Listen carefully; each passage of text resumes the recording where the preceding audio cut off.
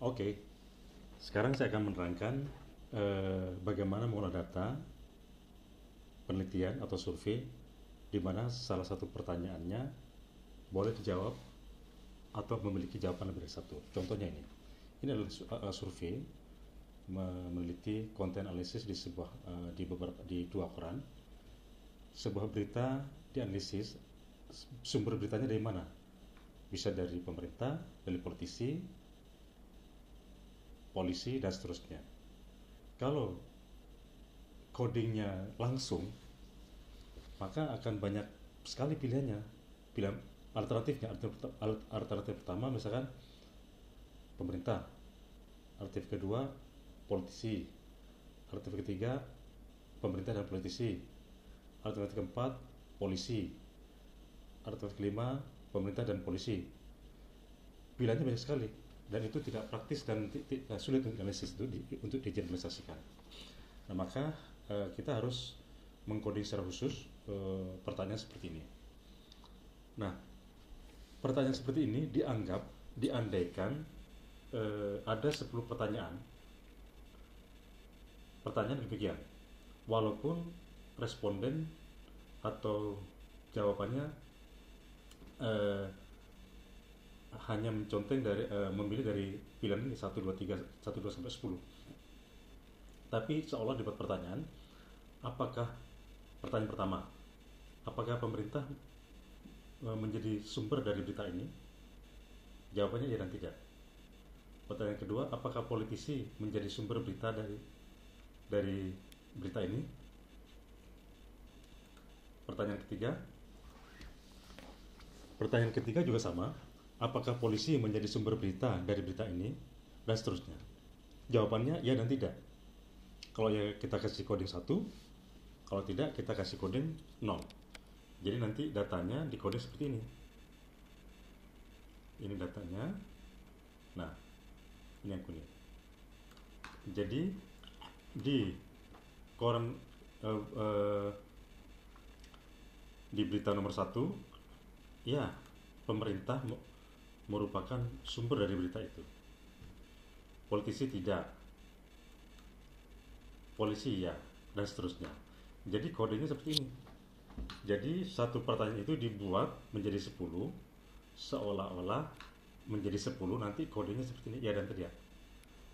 Nah, kemudian data ini yang kita impor ke SPSS menjadi demikian.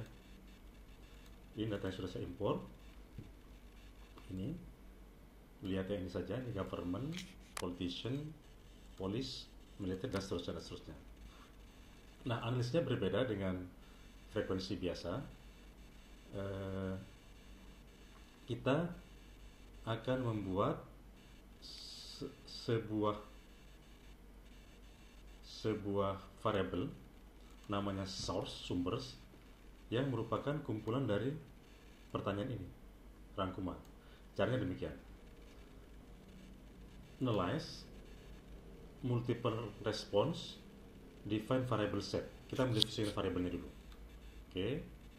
Variabelnya adalah setnya ini 10 pertanyaan tadi.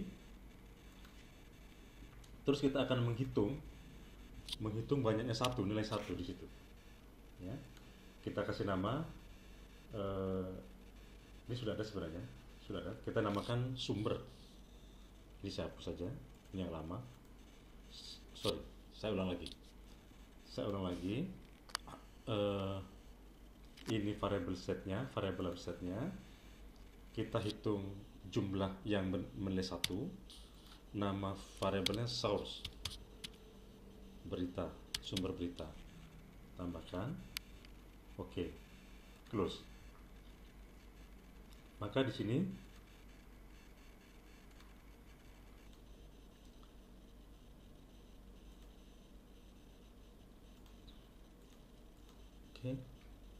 maka di sini akan terdapat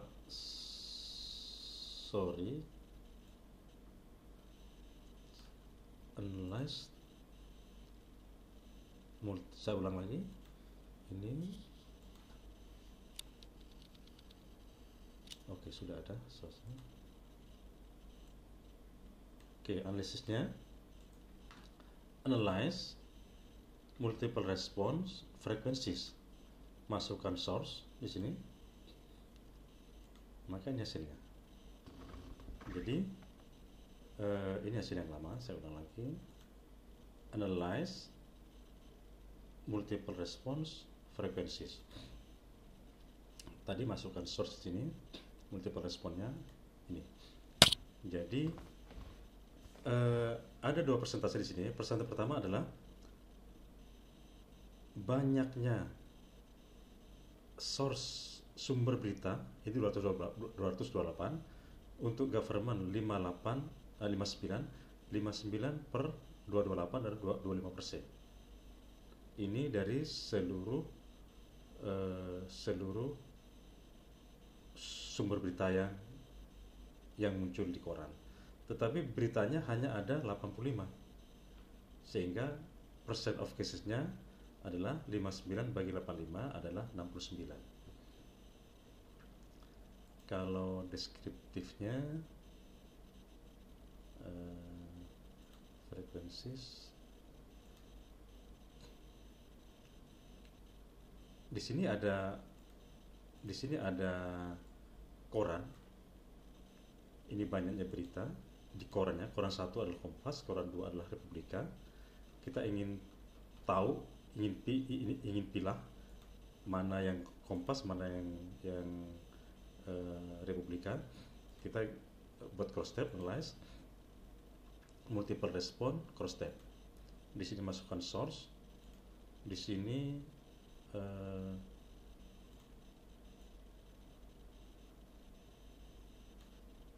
type of article, newspaper, masukkan newspaper. Oke. Ini di government itu 22 di Kompas, di Republika 37 dan seterusnya. Kalau di sini tidak dibedakan mana Kompas mana Republika, di sini dibedakan. Terima kasih, cukup sekian.